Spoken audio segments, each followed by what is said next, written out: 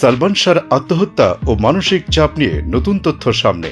বাংলাদেশের চলচ্চিত্র ইতিহাসের অমর নায়ক সালমান শাহ মাত্র ৪ বছরের ক্যারিয়ারে কোটি দর্শকের হৃদয়ে অম্লান জায়গা করে নেন তিনি। ১৯৯৬ সালের ৬ সেপ্টেম্বর আকস্মিকভাবে তার মৃত্যু রহস্যে ঘেরা।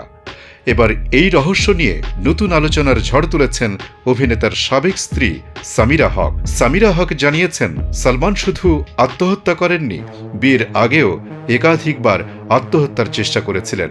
২০২৪ সালে সালমান শাহর জন্মদিনে দেয়া এক সাক্ষাৎকারে তিনি বলেন, বিয়ের আগে সালমান ৩ বার আত্মহত্যার চেষ্টা করেছেন। একবার মায়ের সঙ্গে ঝগড়া করে, একবার তাকে বিয়েতে রাজি করানোর জন্য, আরেকবার অন্য এক ঘটনায়। সামিরার মতে এসব ঘটনার রেকর্ড মেট্রোপলিটন হাসপাতাল সহ কয়েকটি হাসপাতালে রয়েছে। তিনি আরও বলেন, সালমানের শৈশব ও পারিবারিক জীবনের মানসিক আঘাত তার মনের উপর গভীর প্রভাব ফেলেছিল।